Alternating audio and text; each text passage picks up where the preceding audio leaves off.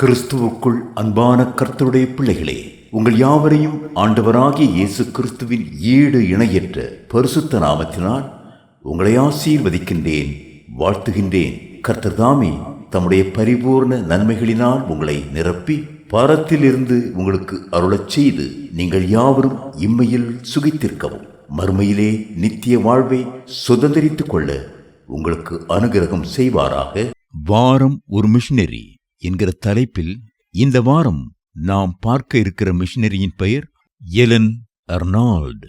இவருடைய பிறப்பு 1858, இறப்பு 1931. ஓர் வார்விக்ஷயர், நாடு இங்கிலாந்து, தரிசன பூமி இந்தியா.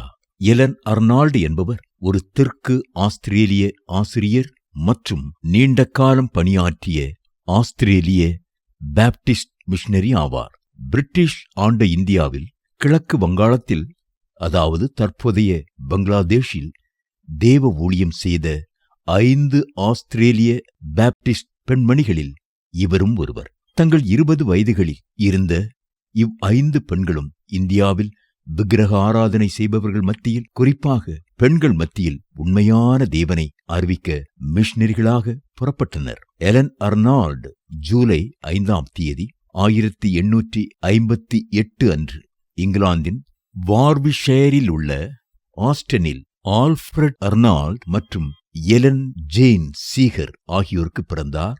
அவரது தந்தை பர்மிங்காமில் ஒரு நகை வியாபாரி. அவர்கள் 1879 அடிலெய்டுக்கு குடிபெயர்ந்தனர். 1864 ஆஸ்திரேலிய பாப்டிஸ்ட் மிஷனரி சொசைட்டியை நிறுவிய அவரது போதகர் சிலாஸ் மீட் என்பவரால் ஈர்க்கப்பட்டார். சில மருத்துவ பயிற்சிக்கு பிறகு அவரும் மேரி கிளிஃபோர்ட் அக்டோபர் 1882 ஃபுரீட்பூருக்கு, அப்போதைய பிரிட்டிஷ் இந்தியாவின் ஒரு பகுதி இது, சென்றனர். புதிதாக உருவாக்கப்பட்ட சங்கத்தால் அனுப்பப்பட்ட முதல் மிஷனரிகள் ஜெனானா வேலையை மேற்கொண்டனர். எலன் இங்கிலாந்தில் பிறந்தவராயிருந்தாலும் 1879 அவரது குடும்பம் தெற்கு ஆஸ்திரேலியாவில் உள்ள அடேலைட் என்னும் ஊருக்கு புலம்பெயர்ந்தது. அவர் ஆசிரியராக பணிபுரிந்து வந்தார். அந்நாட்களில் கிழக்கு வங்காளத்திலுள்ள ஃபரித்பூர் மிஷனைச் சேர்ந்த புன்சனோன் பிஸ்வாஸ் தெற்கு ஆஸ்திரேலியாவிற்கு சென்று அங்குள்ள சபைகளிடம் தங்கள் பெண்களை இந்தியாவிற்கு ஊழியர்களாக அனுப்புமாறு ஊக்குவித்தார். ஏனென்றால் தன் நாட்டின் பெண்களுக்கு சுவிசேஷத்தை தெரிவிக்க பெண் ஊழியர்களே ஊழியம் செய்ய வேண்டும் என அவர் உறுதியாய் நம்பினார். எலன் தன் ஊழிய அழைப்பை கண்டுகொள்ள புன்சனோன் பிஸ்வாஸின் வருகை ஒரு கருவியாக அமைந்தது. ஒரு சிறிய மருத்துவ பயிற்சிக்கு பின் 1882 இந்தியாவில் உள்ள ஃபரித்பூரை வந்தடைந்ததும் உள்ளூர் மொழியில் தனது பயிற்சியை துவங்கினார். ஆனால் ஒரு கடுமையான சரீர பலவீனத்திலிருந்து மீள 1884 அவர் ஆஸ்திரேலியா திரும்ப நேரிட்டது. எனினும் கிறிஸ்துவை சேவிக்க கொழுந்துவிட்டு எரிந்த அவரது வாஞ்சையினால் தனக்கு ஊழியத்தில் உதவுமாறு மேலும் 4 பெண் ஊழியர்களுடன் 1885 அவர் மறுபடியும் வங்காளத்திற்கு வந்தார். கர்த்தராகிய இயேசு கிறிஸ்து 5 அப்பம் 2 மீன்களைக் கொண்டு பெரும் கூட்டத்தை போஷித்த அற்புதத்தை குறிக்கும் வகையில் இந்த 5 பெண்கள் தி 5 பார்லி லோவ்ஸ், 5 வார்கோதுமை அப்பங்கள் என அன்புடன் அழைக்கப்பட்டனர். இவர்கள் புறப்பட்டுச் சென்று இந்தியாவில் ஒரு பெருங்கூட்டத்திற்கு ஆவிக்குரிய ஆகாரத்தையும் வழங்கினர்.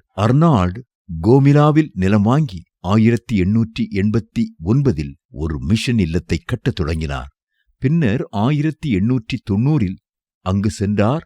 அவர் தனது வாழ்க்கையை பிரசங்கிப்பதிலும் பள்ளிகளை நிறுவுவதிலும் மருந்து வழங்குவதிலும் கழித்தார். அவர் பெங்காலி மொழியில் சரளமாக பேசத் தொடங்கினார் மற்றும் கிழக்கு வங்காள பாப்டிஸ்ட் யூனியனை நிறுவவும் உதவினார். அவர் சேவை கருதி உள்ளூர் மக்கள் அவர் பேரில் மிகவும் அன்பு பாராட்டினர். பின்பு 1930 ஆஸ்திரேலியாவிற்கு ஒரு சிறிய பயணத்தை மேற்கொண்டு மறுபடியும் அட்டாய் குலாவிற்கு திரும்பிய எலன் அர்னால்டு 1931 தான் மரணமடையும் வரை ஊழிய பாதையை தொடர்ந்தார். அட்டாகொலாவில் உள்ள எலன் அர்னால்டு நினைவு மருந்தகம் இவரது பெயரில் நிறுவப்பட்டது.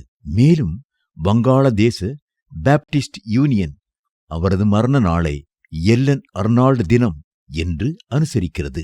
எல்லன் அர்னால்டு போல நாமும் கர்த்தருக்காய் உழைப்போம். கர்த்தர்தாமே நம்மை ஆசீர்வதிப்பாராக.